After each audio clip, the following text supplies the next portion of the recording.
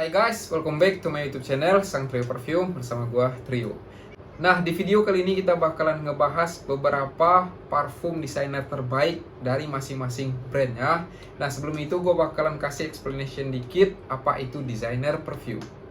Nah, designer perfume ini merupakan salah satu jenis parfum yang dikeluarkan oleh suatu brand. Brandnya ini nggak cuman mengeluarkan parfum doang, tapi mereka juga ngeluarin kayak fashion, bajunya dia ada, kayak aksesoris, kayak tas dia punya. Nah, kayak gitulah penjelasan singkat tentang designer perfume. Selain designer perfume juga ada niche perfume. Niche perfume ini merupakan house of perfume yang khusus ngeluarin parfum doang. Dia nggak ngeluarin apa-apa yang lain, nggak ngeluarin fashion, nggak ngeluarin kosmetik atau apapun. Dia khusus untuk parfum.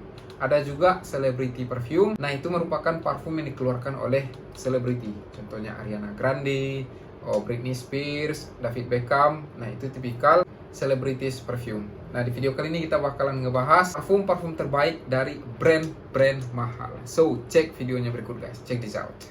Nah, house yang pertama yang bakalan kita bahas adalah si Calvin Klein. Dan di sini gue udah punya si Calvin Klein Divine. Dan ini yang UD Toilet yang di-launching pada tahun 2021. Nah, dia merupakan tipikal woody aromatic fragrance gitu guys. Mari kita spraykan dulu biar tahu wanginya kayak gimana. Nah, actually dia udah ngeluarin yang flanker terbaru dia yang UD Parfum, tapi gue tetap prefer dengan yang ini. Gue lebih suka dengan si UD Toilet. Ini more fresh, seger. Kalian untuk di atas kalian bakal ngerasain citrusi yang segar, itu datang dari bergamot dan ada semilir dari lavender. Something aromatic, dan ini merupakan tipikal lavender yang clean, yang light ya, bukan yang kayak lavender kayak di diffuser gitu. No, ini benar-benar lavender yang ringan gitu guys. Enak di atasnya. That's why gue suka yang ini. Dan setelah 15 menit ya, 1 jam nyampe di dry down, kalian bakalan disuguhkan dengan something warm dan sedikit sweet dari amber. Kalian bakal ngerasain ya something sweet dari amber, something warm dari si vetiver. Nah, cuman itu aja, nggak ada something yang aneh-aneh di Calvin Klein Divine ini. That's why gue lebih suka yang ini. Dan gimana ya, kalau untuk EDP yang terbaru itu lebih woody guys, lebih strong woody, lebih bold woody-nya itu. Dan gue kurang suka, gue lebih suka yang lebih ringan. That's why gue pilih yang Calvin Klein Divine ini. Nah, untuk price value gue dapat dengan harga Rp440 dalam gift set, yang mana gue dapat free travel size dengan body lotion kalau aku nggak salah. Nah, itu untuk house yang pertama. Oh ya, untuk occasion ini versatile, kalian boleh pakai ini kemanapun. Tapi gue saranin ini cocok di outdoor lah, something panas-panasan, kalian cocok pakai yang ini. Ini tipikal light fresh gitu. Itu yang pertama dari Calvin Klein. Nah, lanjut ke designer perfume yang kedua, yaitu dari YSL, Yves Saint Laurent. Nggak tahu lah gue pronounce yang benar. Dan di sini gue punya dua actually. Yang pertama, best seller yang paling sering dibicarakan orang, yang paling laris, yang paling lah pokoknya di YSL Home, ya YSLY, yang UD Parfum.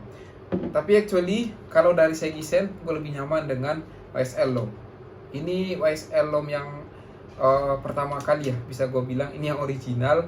I mean dialah pencetus YSL L'Homme sebelum keluar flanker-flankernya yang lain.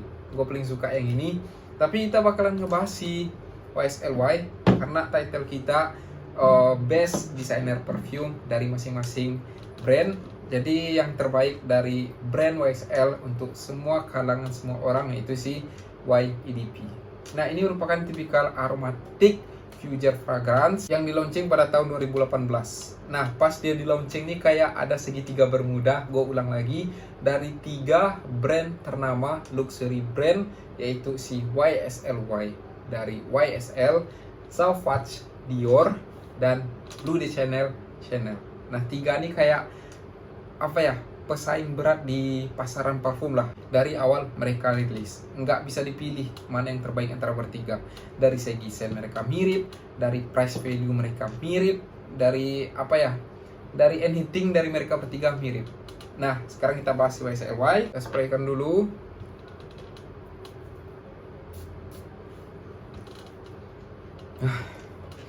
Ini ya, gue ngerasain top notesnya yang paling seger di antara mereka bertiga tadi. Gue juga punya si Dior Sauvage, nanti kita bahas juga. Untuk top notes dia seger, kalian bakal ngerasain green apple yang prominent di sini dan ada something warm di sini.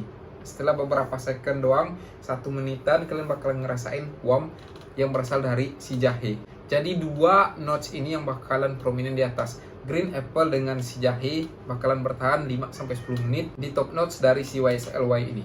Dan setelah nyampe ke dry down, kalian bakalan disuguhkan dengan si sage, si sage, yang menyebabkan ada something aromatik dari parfum ini, dan ditambah dengan a bit sweet dari si amber, dan ada something woodyan. Nah, itulah yang bakalan prominent untuk si YSL-Y ini. Dan dia merupakan typical blue fragrance, yang mana kalau blue fragrance merupakan parfum yang versatile. Ya, bisa gue bilang kayak gitu. Dan ini salah satu parfum yang versatile, bisa kalian pakai kemanapun. Jadi untuk occasion, kalian bisa pakai ini kemanapun. Tapi kalau gue pribadi, ini lebih cocok kalau kalian pakai ke casual tinggi gitu lah.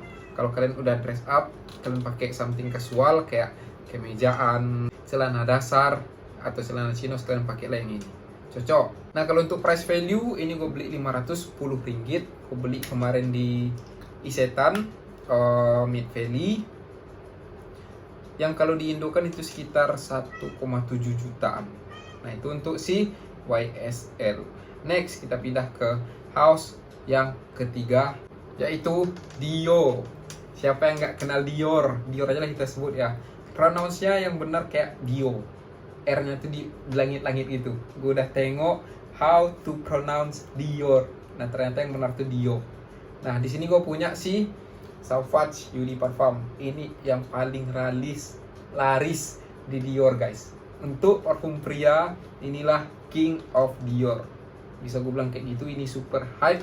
Tengok ya, ini gue beli tahun lalu kalau nggak salah, udah hampir habis, guys. Ini yang paling sering gue pakai parfumnya. Kemanapun gue pergi selalu gue pakai yang ini. Dan untuk si Sauvage sama dengan ini, dia merupakan tipikal amber fuchsia fragrance. Dan di launching pun 2018. Mana-mana yang dulu gue nggak paham lah ya. Soalnya gue baru join di dunia perfume tahun lalu. Jadi kayak kurang ngikutin yang dulu-dulu lah. Gue tahu tahunnya doang. Sprayernya ini lebih bagus. Untuk cap, ini magnetic. Yang ini enggak. Ini kayak yang dulunya magnetic. Kalau nggak salah gue, sekarang yang terbaru nggak magnetic. Nah, kalau untuk si Sauvage, gue punya Eau de Parfum. Ini tipikal kayak gua pribadi, ini fresh tapi kayak ada nuansa lavender, dan gua ngerasain ada something soapy di sini. Mungkin karena ambroxan ada di dalam parfum ini, gua ngerasa ini lebih kayak gimana ya? Ini benar-benar citrusy atasnya. Kalau ini lebih ke soapy gitulah, something clean soapy gitu. Dan gua juga ngerasain something spicy di sini, something nutty juga ada di sini. Karena dia punya nutmeg. Dan setelah 1 jam setelah nyampe dry down lah, ini bakalan lebih enak lagi bagi gua.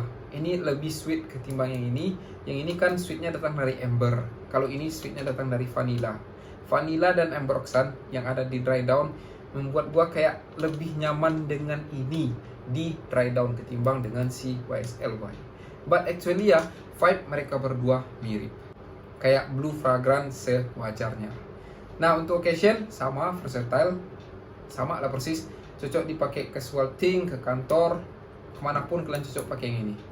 Untuk price value gue dapat 500 ringgit, lebih murah sedikit dibanding ini, 30 ribuan murahnya. Jika gue apain ke Indo itu sekitar 1,7 juga. Nah, itu untuk house yang ketiga, Dior Sauvage. Next kita ke designer house yang keempat, yaitu si Versace. Nah, di sini gue punya Versace Euphrasia. Dari sebanyak-banyak itu Versace, yang paling gue suka adalah si Euphrasia. Ini tipikal parfum yang super citrusy, kayak kalian disiram oleh lemon, bergamot. Tengok, ini juga lumayan banyak gue pakai. Dan ini biasanya gue pakai pas gue panas-panasan, kayak gue main tenis, kayak gue keluar outdoor activity, gue selalu pakai yang ini. Badminton pun, jogging, gue selalu pakai yang ini. Karena ya, pas udah nyampe ke kena kulit gue, pas gue keringatan, ini lebih on wanginya, lebih keluar dia gitu loh, kayak lebih nyatu di kulit gue. Nah, untuk top notes, kalian bakal ngerasain ini benar-benar lemon, bergamot, bergelut lah di atas ini berdua. Super citrus. Nggak ada hal lain yang gua sniff selain citrus di top notesnya dari si Euphrasia ini. Setelah beberapa menit, ada hint watery-nya. Something yang kayak water, air gitulah guys, yang bikin parfum ini lebih fresh. That's why gue makin nyaman dengan parfum ini untuk gue pakai di outdoor activity. Cocok kan, pokoknya pas udah kena keringat gue, kena parfum ini, udahlah minggoy wanginya guys. Kayak makin nge-project dia, kayak makin on dia di skin gue. Dan setelah nyampe di dry down, yang gue rasain untuk dry down ini muncul si maskinya. Makin gue suka parfum yang ada emasnya sekarang, dan ini ada, dan itu lumayan terasa di hidung gua. Jadi untuk dry down gua makin cinta dengan si Versace Euphrasia ini. Nah, kalau untuk occasion seperti yang gue bilang tadi, makin panas cuaca, makin banyak keringat kalian pakai ini. Nah, itu untuk Versace. Next kita pindah ke house yang berikut. Petirnya siapa namanya? Poseidon, tapi ini warnanya biru. Dan ini dari brand Carolina Herrera. Tengok botolnya guys, mantul kan? Ini botol yang paling unik yang gue punya. Inilah nih, dari desainer parfum.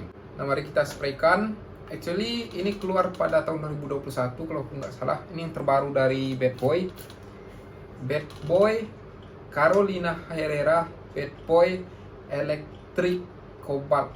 Bad Boy Cobalt Electric, pokoknya nama panjang lah ya, kayak gitulah namanya. Dan ini merupakan tipikal woody aromatic fragrance. Kalian bakal ngerasain di sini ada something sweet dari fruity, dan ini plum. Dan kalian bakal ngerasain something aromatic dari si geranium, dan something spicy dari pink pepper, dan ada something prominent di sini yaitu si lavender lagi. Gue ngerasain ya, dia ada lavender juga ada, tapi mereka kayak nggak mirip gitu loh. Ini lavendernya lebih kayak lavender spices, lavender yang ada fruitynya juga karena ada si plumnya di sini. Kalau untuk occasion ini super playful. Kalian cocok kalau kalian pergi kayak nonton, hangout. Kalau bisa gue bilang di dunia perparfuman bisa dibilang clubbing time. Nah, kalian pakai yang ini. Untuk price value gue dapat ini 460 ringgitan kalau nggak salah, hampir 1,5 juta juga. Next, designer home berikutnya adalah Burberry. Di sini gue punya dua Burberry. Satu yang paling hype, meskipun ini yang terdahulu kala ya, tapi yang paling dibicarakan orang dari Burberry adalah Burberry Touch ini. Gak tahu kenapa banyak orang atau perfumer yang ngomongin tentang Burberry ini. That's why gue beli. Tapi actually Burberry yang paling gue suka adalah Burberry The Beat ini. Ini merupakan signature scent gue setelah Ignite Blue Emotion. Ini udah gue pakai dari zaman gue SMA sampai sekarang, wanginya masih tetap, dan ini masih tetap linger. I mean projection dia, longevity dia masih mantul meskipun ini parfum lama. Tapi sekarang kita bakalan ngebahas si Burberry Touch. Kita spraykan dulu. Bismillah. Kemana tuh? Nah, ini merupakan tipikal parfum floral woody fragrance itu yang di-launching pada tahun 2000. Nah, logika aja. Udah 22 tahun dia keluyuran di dunia perparfuman. Nah, ini merupakan tipikal bisa gue bilang ini powdery untuk pria. Ini super powdery kali. Dan gue tipikal pencinta parfum powdery ya, tapi ini agak kurang on di hidung gue karena ini almost menyentuh powdery yang lipsticky. Ini udah kayak bedak tante-tante lah bisa gue bilang, hampir ke sana ya. Kalian bakalan ngerasain di sini adanya violet leaf yang super powdery, ada spicy-nya juga di sini, juga ada tongkabin di sini. Nah, mostly itulah yang bakalan muncul untuk si Burberry Touch ini. Untuk occasion kalian cocok pakai ini ke office killer juga ini, atau kalian pakai ke kalau kalian lagi dress up yang casual gitulah, kayak kemeja polo yang kayak kalian pergi kencan kayak gitu ya, yang kalian terlihat rapi, pakai yang ini cocok. Untuk price value gue dapat 250 ringgit. Itu kalau di Indokan nggak nyampe 1 juta lah berarti ya. Nah, itu untuk Burberry. Lanjut ke designer home kita yang paling utama, yang paling gimana ya, dari gue suka semua, tapi mungkin ini yang agak lebih di atas lah. Ini merupakan parfum yang gua idam-idamkan dari dahulu kala. Dan ya, parfumnya adalah dari Prada House, guys. Dan gua punya di sini Prada L'Homme Eau de Toilette. Tengok botolnya, guys. Botol yang paling terlihat luxury dari semuanya adalah Prada. Tengok nih, bening-bening kacanya tuh berbeda dari yang lain ini. Packagingnya benar-benar mantul untuk si Prada. Mari kita spraykan. Dan si Prada ini merupakan tipikal woody cypre. Kayak gitulah pronunciasinya, woody cypre. Nah gitu tulisannya ya. Yang di launching pada tahun 2016. Dan ini merupakan tipikal scent yang soapy, clean, fresh. Ada hint powderinya. Ini sama-sama ada hint powdery. Ini violet, ini ada violet dan iris. Actually ya, kalau misalkan dari notes, dia bakalan lebih lipsticky dibandingkan dengan yang ini. Tapi yang terjadi ini lebih lipsticky. Ini benar-benar tipikal powdery soapy gitulah. Jadi kayak ini parfum benar-benar clean, fresh. Meskipun ada powdery, tapi ini powderinya yang clean, yang menjurus ke sabun-sabun gitulah, guys. Kayak deterjen, kayak wanginya tuh mas pleasing kali, enak kali. Gak ada something yang bikin gua nggak suka tentang si Prada L'Homme ini. Aduh, ini enak kali. Occasion mirip office killer.